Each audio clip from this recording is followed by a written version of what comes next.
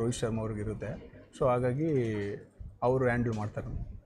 But ಎಲ್ಲದಕ್ಕಿಂತ ಮುಖ್ಯ ಅಂದರೆ ಪಾಕ್ ವಿರುದ್ಧ ಆಡ್ತಿದ್ದೀವಿ ಅನ್ನೋದೇ ದೊಡ್ಡ pressure sir. Because lot of expectation ಇರುತ್ತೆ ಆ ಫೀಲ್ಡ್ನಲ್ಲೂ, off the field, everywhere the expectation high ಪೀಕಲ್ಲಿರುತ್ತೆ.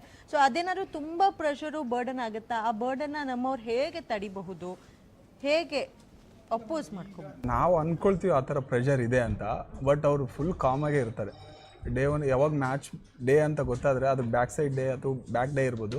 ಸೊ ಅವ್ರು ತುಂಬ ಕಾಮಂಗ್ ಕೂಲಾಗಿ ಇರ್ತಾರೆ. ಆ್ಯಕ್ಚುಲಿ ಎಲ್ಲರ ಪ್ಲೇಯರ್ಸು ಆ ಥರ ಇರೋಕ್ಕೂ ಪ್ಲ್ಯಾನ್ ಮಾಡ್ತಾರೆ.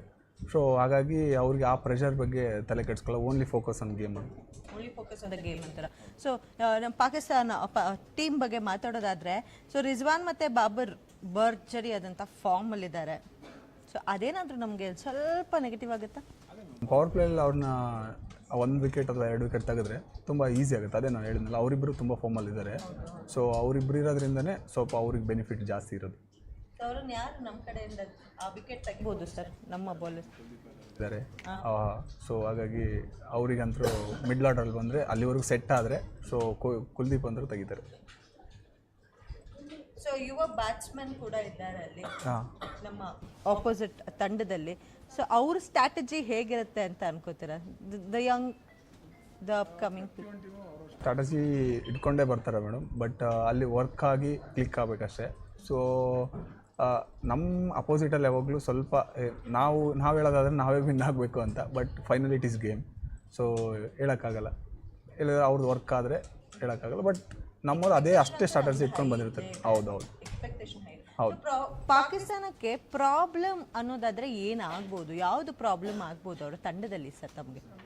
ಬಾಲಿಂಗ್ ಯೂನಿಟ್ ಅಂದರೆ ತುಂಬ ಚೆನ್ನಾಗಿದೆ. ಓಪನಿಂಗ್ ಅವ್ರದ್ದು ಕೂಡ ಚೆನ್ನಾಗಿದೆ. ಬಟ್ ಅದೇ ಮಿಡ್ಲ್ ಆರ್ಡರ್ ಸ್ವಲ್ಪ ಎಕ್ಸ್ಪೀರಿಯನ್ಸ್ ನೋಡ್ಕೋಬೇಕು. ಅದು ಈಗ ಅವರಿಗೆ ಬಿಲ್ಡ್ ಮಾಡ್ತಿದ್ದಾರೆ. ಸೊ ಅದೇ ಫಕರ್ ಜಮಾನ್ ಒಬ್ಬರು ಇಲ್ಲ. ಸೊ ಅದ್ರದ್ದು ಪ್ರಾಬ್ಲಮ್ ಆಗ್ಬೋದು. ಸೊ ಅವ್ರ ಇಂಜುರಿ ಆಗಿರೋದೇ ಮೇಜರ್ ಪ್ರಾಬ್ಲಮ್ ಆಗುತ್ತೆ ಅಂತ ಹೇಳ್ತೀರಾ. ಸೊ ಬ್ಯಾಟಿಂಗ್ನಲ್ಲಿ ಸ್ವಲ್ಪ ಜಾಸ್ತಿ ಸ್ಥಿರತೆ ಇಲ್ಲ ಅಲ್ವಾ ಸರ್ ಆ ಟೀಮ್ಗೆ ಅಷ್ಟೊಂದು? ಆ ಥರ ಹೇಳೋಕ್ಕಾಗಲ್ಲ ಮ್ಯಾಮ್. ಇದು ಗೇಮು. ಬಟ್ ಅವ್ರವ್ರ ಪ್ಲಾನಿಂಗಲ್ಲಿ ಅವ್ರವ್ರು ಬಂದಿರ್ತಾರೆ. ಮತ್ತೆ ಆಮೇಲೆ ಇನ್ನೊಂದು ಪಾಕಿಸ್ತಾನದ ಬಗ್ಗೆ ಹೇಳ್ಬೇಕಾದ್ರೆ ನಿಧಾನಗತಿಯ ಬ್ಯಾಟಿಂಗು, ದ್ಯಾಟ್ ಹೇಗೆ ಏನಾಗ್ಬೋದು ಅದು ನಮಗೆ?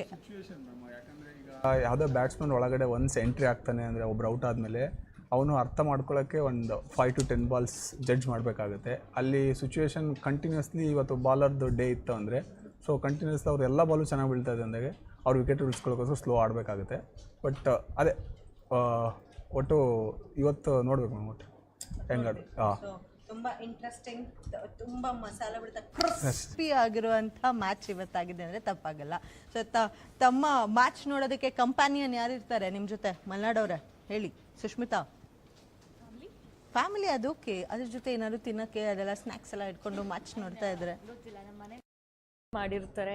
ಸ್ಪೆಷಲ್ ಡಿಮ್ಯಾಂಡ್ ಇಲ್ವಾ? ನನ್ನ ಕಡೆಯಿಂದ ಸ್ಪೆಷಲ್ ಡಿಮ್ಯಾಂಡ್ ಅಂತ ಏನಿಲ್ಲ. ಪಾಪ ನಾನು ಡಿಮ್ಯಾಂಡ್ ಮಾಡ್ಬೇಕಂತಾನೆ ಇಲ್ಲ, ಅಲ್ಲಿ ಆಲ್ರೆಡಿ ಡಿಮ್ಯಾಂಡ್ ಮಾಡಿ ಏನೇನು ಬೇಕು ಮಾಡಿಸ್ಕೊಂಡಿರ್ತಾರೆ. ನಾನು ಅದರಲ್ಲೇ ಸ್ವಲ್ಪ ತಿನ್ಕೋತೀನಿ ಅಷ್ಟೇ.